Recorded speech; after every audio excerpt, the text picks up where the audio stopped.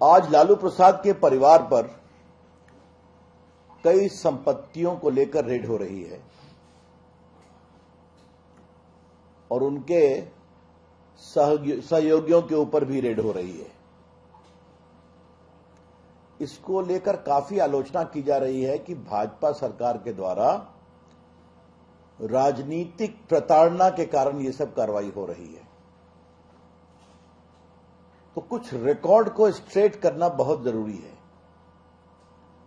लालू प्रसाद जी चारा घोटाले में कन्विक्टेड हैं, कई सप्लायर्स कन्विक्टेड हैं, कई ऑफिसर्स कन्विक्टेड हैं। ये सब सीबीआई इंक्वायरी कब हुई थी, चार्जशीट कब फाइल हुआ था? जब देवेगौड़ा भारत के प्रधानमंत्री थे। उस सरकार को कौन समर्थन दे रहा था? लालू प्रसाद जी की उस समय की पार्टी। लालू प्रसाद जी मुख्यमंत्री रहते हुए उनका बेल रिजेक्ट हुआ, तब उनकी पत्नी राबड़ी देवी को मुख्यमंत्री बनाया गया। ये कब हुआ? जब देवेगौड़ा प्रधानमंत्री थे और बाद में गुजराल साहब प्रधानमंत्री बने। तो ये क्यों कहा जा रहा है कि भाजपा सरकार पूर्वाग्रह से काम करती है? बाद में अलकतरा घोटाला में भी सजा हुई उनके मंत्रियों को, अफसर्स को। उस समय किसकी सरकार थी? इनकी सरकार थी। बाद में मनमोहन सिंह की सरकार थी, जिसको समर्थन लालू जी की पार्टी कर रही थी। तो आप भ्रष्टाचार करिएगा तो जो सरकार आपके खंभों पर खड़ी है वो भी नहीं बचा पाएगी, क्योंकि कोर्ट ने मॉनिटरिंग किया, कोर्ट ने इंक्वायरी किया, कोर्ट ने आपको सजा दिया। तो जो बार बार तूफान खड़ा किया जा रहा है, ये कंप्लीटली बेसलेस है, बेबुनियाद है। कुछ बातें और जाननी बहुत जरूरी है ताकि देश के सामने ये सच्चाई दोबारा आए। लालू जी रेल मंत्री थे तो दो महत्वपूर्ण घोटाले हुए। मैंने महत्वपूर्ण कहा, और भी होंगे। रांची में रेलवे का होटल था, बड़ा होटल था। भुवनेश्वर में भी रेलवे का होटल था। ये सब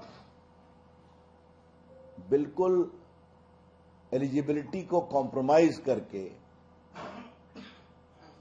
पटना की एक होटल चलाने वाली कंपनी को दे दिया गया और दूसरे कोई पार्टिसिपेट किए भी नहीं टेंडर में। और जिसको दिया गया उसकी 3 एकड़ से ऊपर की प्राइम जमीन थी पटना के बेली रोड पर सगुना मोड़ के पास,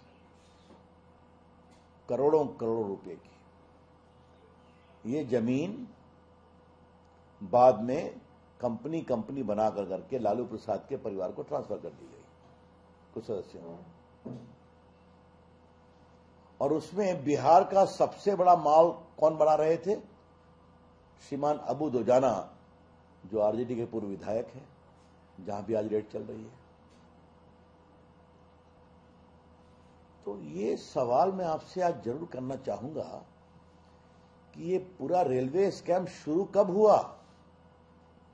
इसका कॉम्प्लेन कब किया गया? ये भी मनमोहन सिंह की सरकार में ही हुआ था।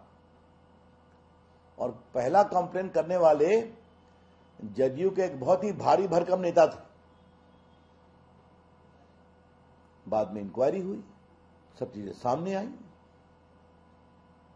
और जैसा मैंने पहले कहा था, 17 में नीतीश कुमार इसीलिए अलग हुए थे लालू प्रसाद से, तेजस्वी जी से, क्योंकि इन भ्रष्टाचार के गंभीर आरोपों का जवाब नहीं दिया जा रहा था उस समय के उप मुख्यमंत्री तेजस्वी यादव के द्वारा, इसलिए अलग हो गए।